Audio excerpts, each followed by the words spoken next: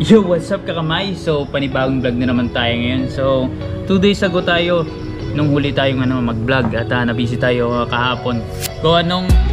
Meron tayong delivery. Dapat yung time na yun is time tayo sa time natin mag-vlog. Kaso lang, syempre, inuna muna natin yung sale kasi sureball yun.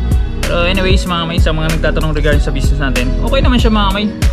Normal lang yung struggle talaga, hindi lang naman sa business pati sa buhay mga kamay. So kailangan natin tagusin or lagpasan mga kamay. Kumbaga think positive or maging optimistic lang tayo sa mga ginagawa natin sa buhay. So anyways mga kamay, sitong vlog tayo at meron tayong sinilike dito sa Sword family natin or sa community natin. 6 na vloggers po mga kamay.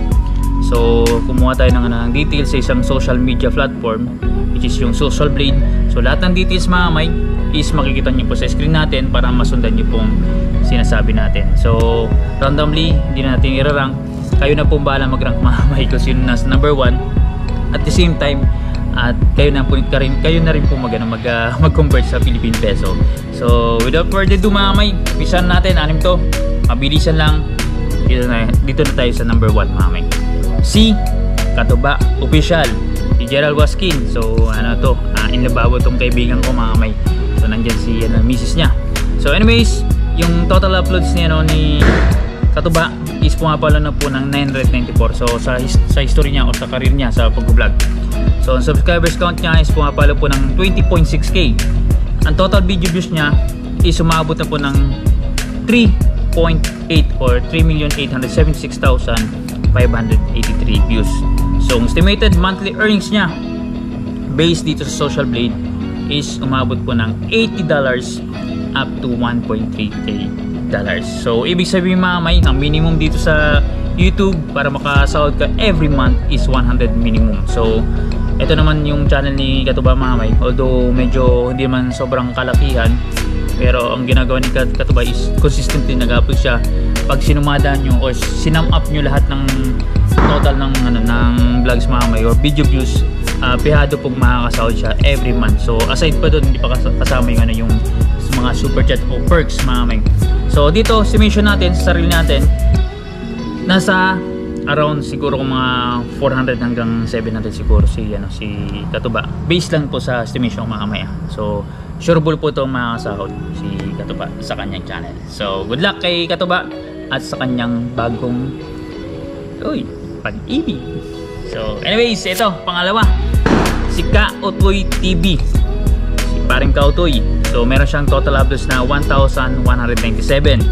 So ang total subscribers count niya is 60.9k. At yung total video views niya is pumapalo na po ng 11,913,076 views. So monthly estimated earnings niya sa kanyang channel is sureball po ito makakasahod mga kamay. Pumapalo po siya ng $108 up to 1.7k dollars. So ibig sabihin mga kamay, maganda po yung tinatakbo ng channel ni Kautoy. So kung titingnan nyo yung mga vlogs niya, every time na magbo-vlog siya mga kamay, kumbaga kung titingnan nyo consistently, meron siyang talagang maayos or magandang views sa kanyang vlog. Lalo na per months ngayon, maganda pong bigayan kasi ngayon last quarter na ng taon at next month naku po, bagsak yan, balik yan ng RPM, babalik yan sa normal na mababa.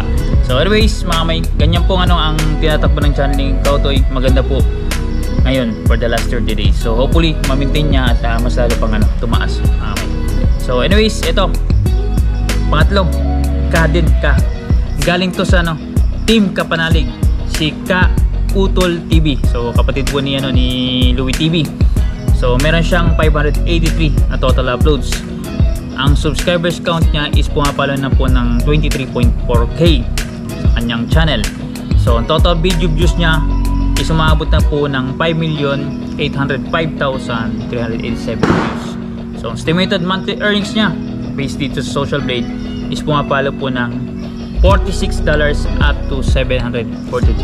So ito naman si Kautol mga kamay, kumbaga sa Team Kapanalig, puro po sila active when it comes to uploading. So kumbaga tuloy-tuloy lang sa pag-vlog, mataas man maliit ang views mga kamay, talagang sabi ko nga sa inyo, di ba, in order mga kamay na makasahod ka dito sa sa channel mga kamay, kahit na maliliit ang views sa kada vlog mga kamay, for sure may chance na na mayroon diyan mag-viral o mag-boom na vlog.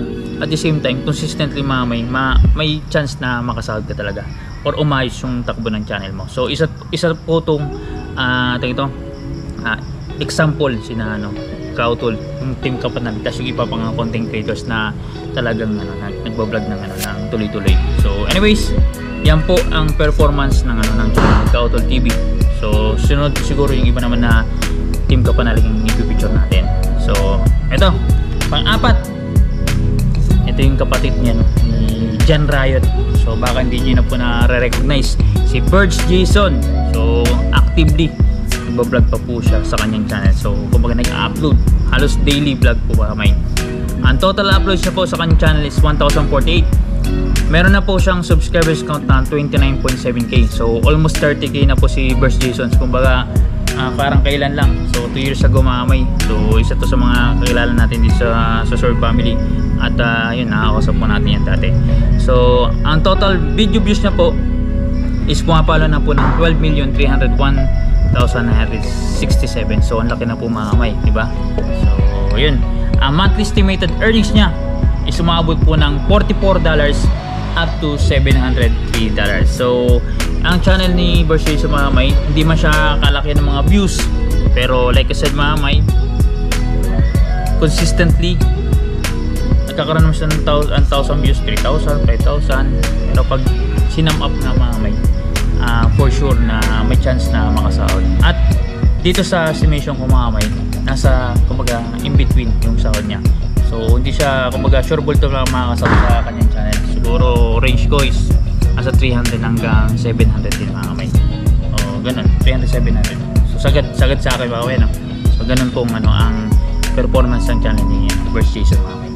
So lalo na nandun to sa sa provinces ng Negros at hindi na sila nangangamuan mga kamay. So dati nagtatrabaho to mga kamay bilang parang rider yata o grab rider pa. So basta dito sa Maynila. So anyways mga kamay, good luck kay Birds Jason.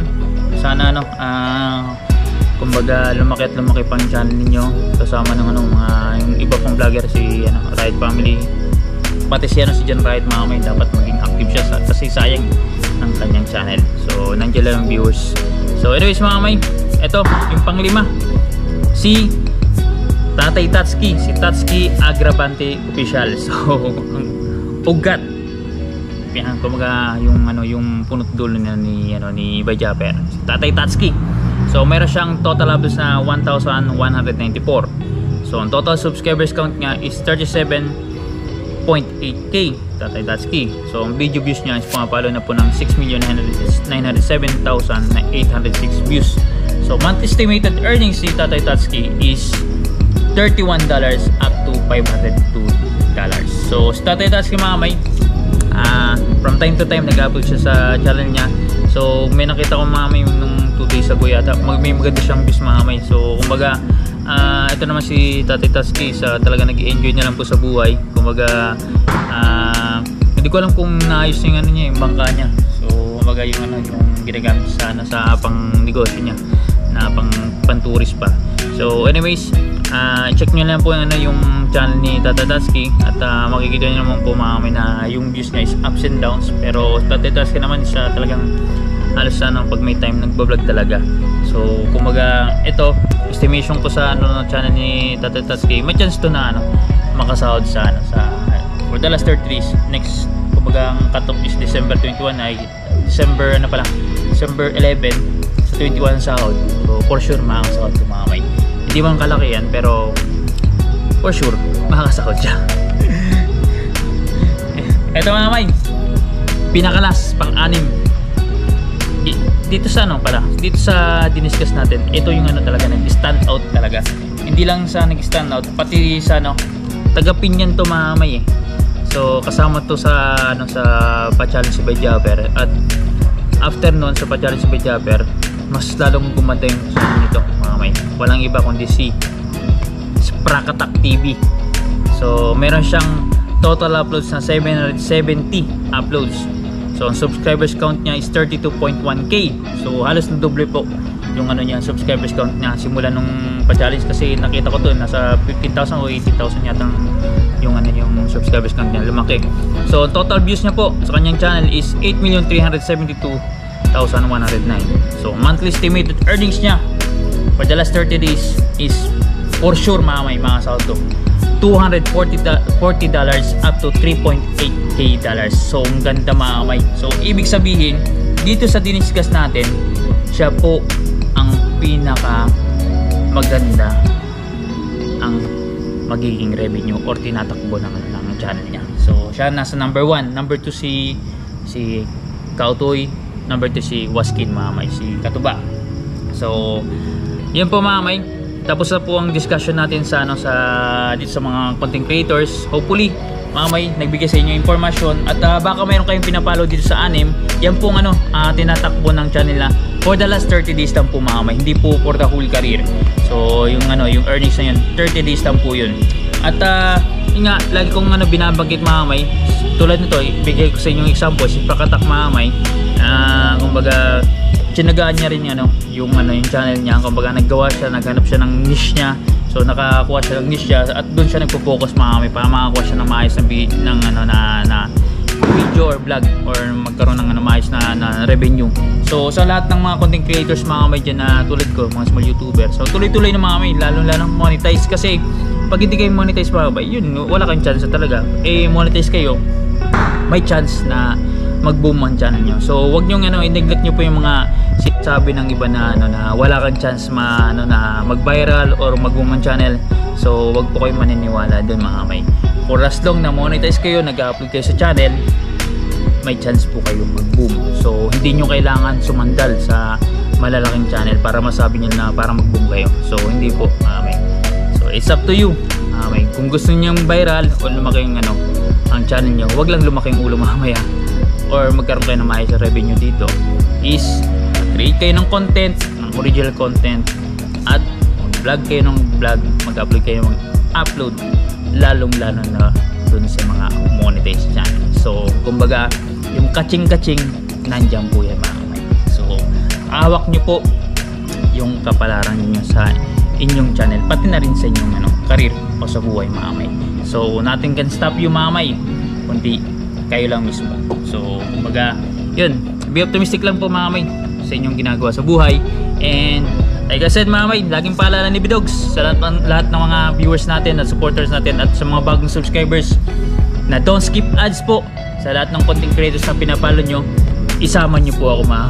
So don't skip ads para magkaroon tayo ng maayos na revenue dito at ma-establish po na ating channel pagdating po sa ads. So paano nyo mga. See you sa next vlog po natin mga kakamay.